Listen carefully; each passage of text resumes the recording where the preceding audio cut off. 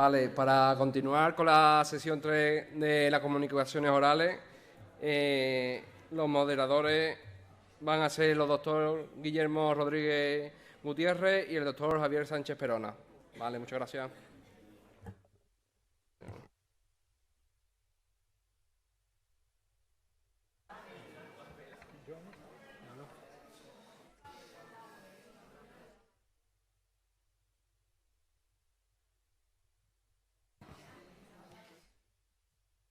Buenas tardes.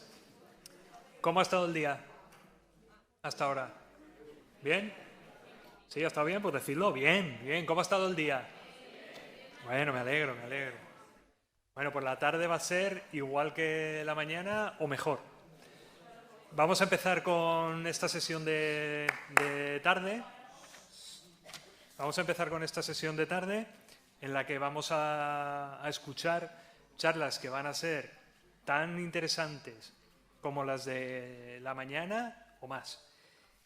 Y además de cosas muy variadas, porque aquí van a venir investigadores a hablarnos de bacterias, a hablarnos de vainilla, a hablarnos de energías renovables y a hablarnos de inteligencia artificial, todo eso. Así que vamos a aprender muchísimo. Vamos a empezar con la primera ponencia, pero antes de eso, un recordatorio. El recordatorio es que los ponentes tienen 10 minutos para hablar y luego habrá un ratito para las preguntas y que por favor se ajusten al tiempo. No vamos a hacer como en otros eventos de este tipo, que el ponente que se pasa del tiempo lo sacan del escenario, pero deberíamos.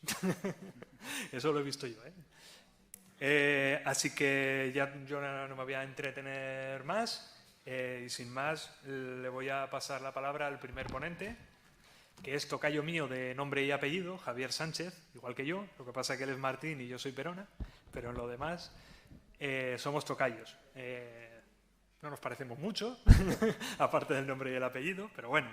Y él está haciendo su tesis doctoral en el Departamento de Bromatología y Tecnología de Alimentos de la Universidad de Córdoba. Y nos va a hablar de bacterias. La ponencia se titula Bacterias sanas versus bacterias villanas. Tenemos superhéroes y tenemos villanos. Cuando quieras, Javier. ¿Se me escucha? Sí. Vale. Pues muchas gracias, Javier, por la presentación. Bueno, chicos, yo lo primero de todo quiero deciros, he estudiado Ciencia y Tecnología de los Alimentos, ¿vale? Que es una titulación quizás un poco más desconocida, ya os lo he comentado en el póster, pero bueno, que tengáis en cuenta que también existe, que la tenéis en Córdoba, en Granada, por si os interesa, y nada, pues por allí estamos. Bueno, como soy muy alto, esto está muy alto también, lo primero que quiero hacer es bajarme. Son las 4:30, es mala hora, quiero estar cerquita vuestra y también os lo he comentado con el póster que me gusta mucho preguntar. Yo cuando doy clases me muevo, pregunto, quiero que interaccionen conmigo. Igual me odiáis por eso, pero bueno, a mí me da igual. Yo lo que quiero es que interactuéis, que me respondáis y que sobre todo os quedéis con algo de lo que os voy a contar hoy, ¿vale? En primer lugar, ya voy a empezar a preguntaros, sobre todo para el sector de biólogos, los que estudiáis biología, ¿qué tipo de microorganismos existe? Venga, ¿quién me dice algún tipo de microorganismo? Bacterias, hongos, virus, parásitos, ¿vale?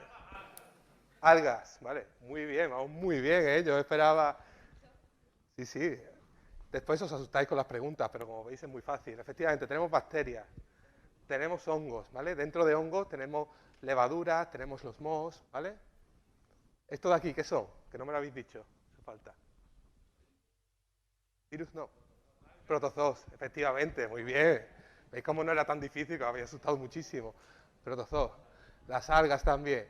Y efectivamente los virus, pero los virus cogerlos un poquito con pinzas, ¿vale? Digamos que hay todavía cierta discrepancia si los incluimos como microorganismos vivos o no vivos. Porque sabéis que una de sus funciones vitales, la reproducción, no pueden hacerlo por sí solos, necesitan... No lo realizan por sí mismos. Efectivamente, ¿de acuerdo? Venga, vamos a seguir, que se va el tiempo. Esta pregunta os la he hecho con el póster también y me ha sorprendido muchísimo la respuesta que habéis tenido, porque no habéis dudado, lo tenéis muy claro. ¿Son buenas o malas las bacterias? Bueno, tampoco nos vamos a parar más. Depende, efectivamente depende. Os voy a poner por ahí, ¿vale? Un tipo de cosas. ¿Me podéis nombrar los productos que hay ahí? Pastillas. ¿Qué pastillas? Las pastillas, bueno, vamos a ir por partes, ¿vale? Venga. Tenemos queso, encurtidos vegetales fermentados, ¿vale? ¿Qué es lo que tienen en común? Que esos productos, esos alimentos, como os he dicho, son fermentados, tienen una fermentación generalmente por bacterias, también pueden participar algunos hongos, algunas levaduras, pero mayoritariamente bacterias, ¿de acuerdo? También la fermentación alcohólica, aquí sí que participan mucho más las levaduras. Y el medicamento que tenéis ahí, la insulina. ¿Sabéis cómo se produce la insulina a día de hoy? ¿Sabes cómo se produce?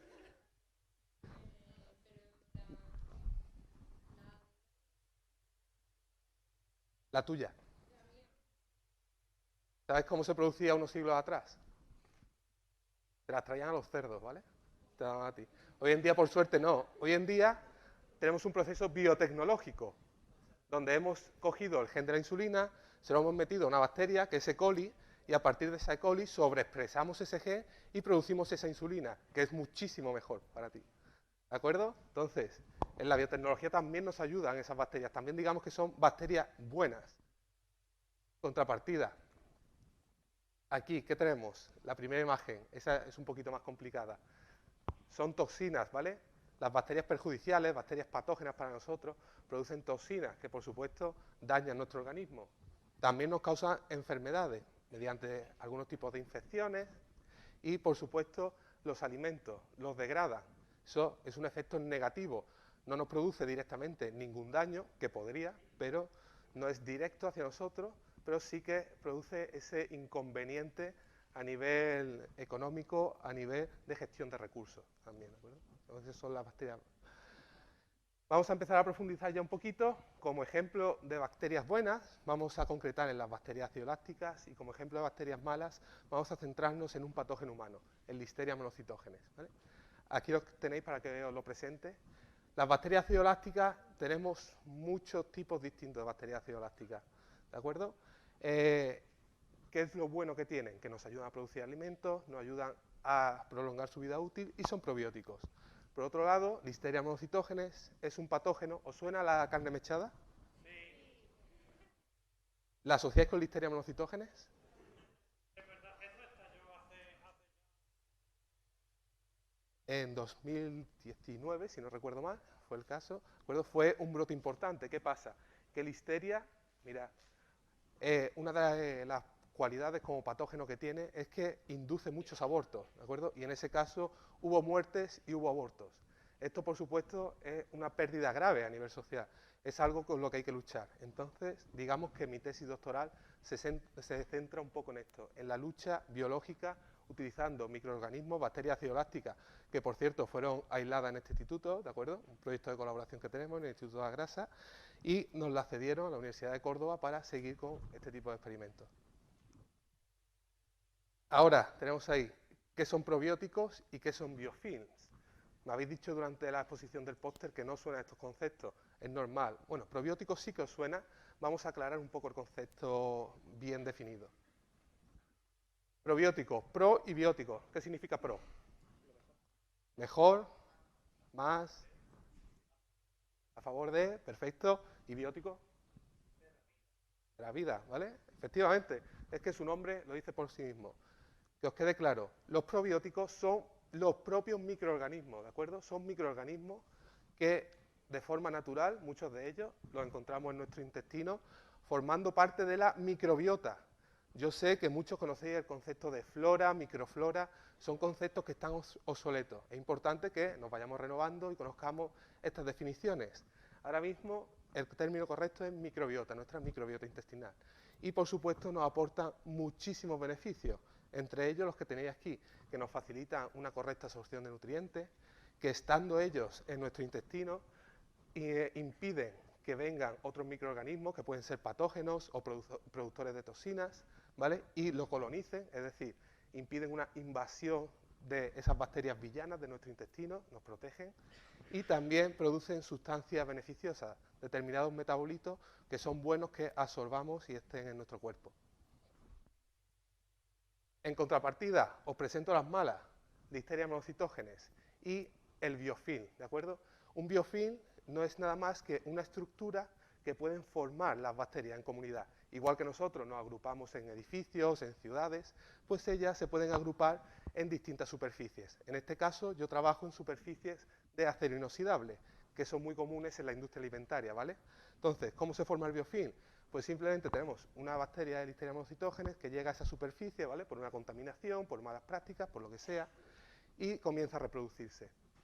Una vez que se va reproduciendo, comienza el proceso de absorción, en el que se pegan a esa superficie, utilizan la porosidad del acero inoxidable y quedan ahí adheridas. Después, absorción con D, no con B. Con D, efectivamente, aquí lo tenéis, ¿vale? Entonces, una vez están ahí adheridas, comienzan a producir un polisacárido, ¿de acuerdo? Un tipo de glúcido, digamos, con algunas proteínas, interactúan entre ellas y el problema lo tenemos al final de la formación del biofilm, que ciertas de las bacterias comienzan a despegarse, comienzan a salir de ese biofilm y a dispersarse por el medio, con el cual podrían llegar, hemos dicho, estamos en la industria alimentaria, pues a alimentos que vamos a consumir en una etapa final, ¿no? ¿Qué es lo que hago yo en el laboratorio? Pues mirad, estos son cupones de acero inoxidable, veis que se ve como turbio, sucio, ese es el biofilm, yo crezco estas bacterias, ese patógeno ahí, y estudio la estructura que tiene, esto es la estructura vista a microscopio, aquí os agrando una de ellas, porque es muy importante que la conozcamos, que veamos, mirad que tiene como forma de celdillas, formas de colmenas, ¿de acuerdo? Ahora al final hacemos las preguntas, ¿vale? Y esto nos da una información muy importante para combatir la Listeria monocytogenes y la formación del biofilm. Luego, ¿qué hago yo una vez tengo caracterizada la Listeria? Pues la aplico a distintos productos alimentarios, en mi caso ahora mismo estamos trabajando con trucha, ¿de acuerdo? Que son estos filetes de ahí, y les inoculo, que es la palabra, les pongo por encima, básicamente, la bacteria probiótica. Después le pongo el patógeno, y ahí veis que las dejo incubar durante un tiempo simulando pues lo que sería llevarlas al mercado, tenerlas en la cámara y que el consumidor las compre y las lleve a casa. Con esto lo que hacemos es ver si a lo largo de la vida útil del producto, de la trucha ahumada en este caso, Listeria podría proliferar en el alimento o nuestras bacterias acidolácticas pueden combatirla, que ya hemos tenido muy buenos resultados y vemos que ciertas cepas sí que impiden esa proliferación masiva de Listeria en el producto. Sin nada más, a modo de resumen de todo, y ya que estamos en una charla de divulgación, ahora sí me voy a subir porque esto quiero que sea muy importante, ya para terminar.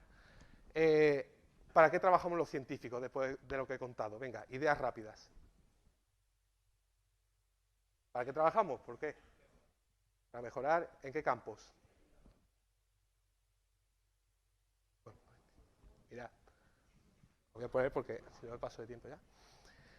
Nosotros, al final, aquí estamos muy enfocados a salud, seguridad, bienestar, ¿vale? Pero tenemos compañeros de muchas ámbitos, somos muy somos muy plurales.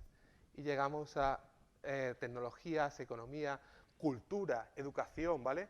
Eso que se oye mucho de los estudiantes, de esto de estudiar y después vomitarlo en el examen no sirve para nada. Pues también hay compañeros en el área de educación que luchan por eso, ¿de acuerdo?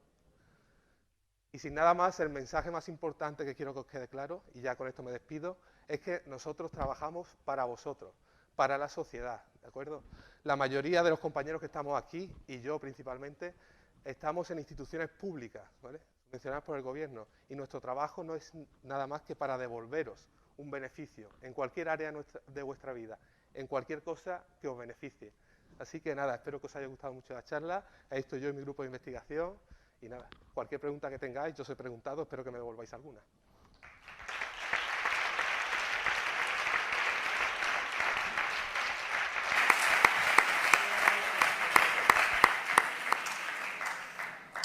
Pues resulta que sí que teníamos otra cosa en común. Yo también estudié Ciencia y Tecnología de los Alimentos. Hace bastantes más años que tú, pero bueno. Bueno, a ver, todas esas preguntas sobre bacterias que siempre habíais querido preguntar y nunca tuvisteis la oportunidad.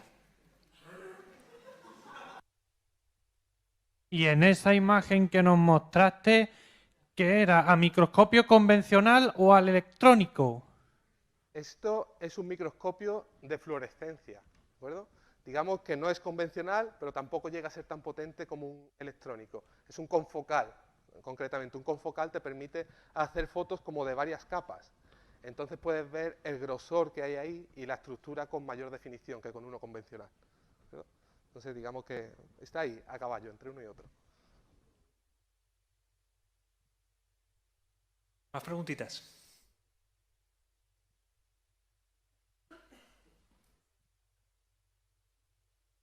Bueno, yo tengo alguna pregunta. Hablando de carne mechada. Yo me acuerdo perfectamente del programa que hubo en 2019 y me acuerdo que cuando salió la noticia, yo el día anterior había estado en un bar y había comido carne mechada. Se me pusieron aquí. Pues digo, ya está. Digo, seguro que aquí tenían... me fui al bar y pregunté qué marca de carne mechada tenían y no era la que había tenido el problema. Pero yo me pregunto, ¿hay alguna manera de que los consumidores cuando vayamos a un bar o a un sitio a comer una tapita nos podamos proteger de esas cosas? De una posible contaminación con listeria, por ejemplo. Bueno, al final, esto es el objetivo de nuestra investigación, ¿no? De nuestro proyecto. Digamos que de base los alimentos deben ser seguros, pero como sabéis, el riesgo cero no existe en ningún sitio. Por eso los aviones, por ejemplo, tienen también sus sistemas redundantes, porque es imposible garantizar la seguridad 100%. Entonces, ¿qué es lo que queremos? Pues que en un caso como este, en el que falla algo durante la cadena de producción y llega el producto, tener una barrera más que pueden ser esas bacterias ácido lácticas, como estamos haciendo nosotros, que en caso de que llegue listeria al producto, la bacteria ácido láctica impida que crezca, impida que se reproduzca y que esa contaminación al final llegue al consumidor de la manera más paliada posible, ¿no? Y esto es, pues, es una de las estrategias, la lucha biológica contra patógenos. Muchas gracias. ¿Alguna otra pregunta? Yo tengo más, ¿eh? Ahí hay una pregunta, mira.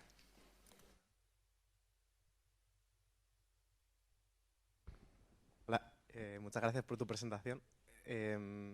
Las bacterias, si no estoy equivocado, desarrollan resistencia contra antibacteriales, o sea, contra agentes antibacteriales. ¿También podrían desarrollar resistencia contra otras bacterias que hagan que esta guerra la perdamos al final? Hombre, por supuesto. Al final es una evolución constante, ¿no? Igual que cuando se descubrió, bueno, al final la penicilina, el propio ejemplo, muchísimas bacterias caían ante la penicilina y han ido evolucionando, lo que llamamos ya hoy en día superbacterias, ¿no? Resistentes a antibióticos. Pues igual que resiste a un antibiótico, podría resistir pues a una bacteriocina, digamos, ¿no? Que suelen ser las sustancias que produce para inhibir el crecimiento de otras bacterias. Sí, sí, eso tenemos que tener una renovación constante. Gracias por la pregunta, Enrique. Pues muchas gracias por tu presentación, Javier. La verdad que ha sido muy didáctica y sobre todo muy entretenida, que es lo que se pide. A vosotros. Muchas gracias.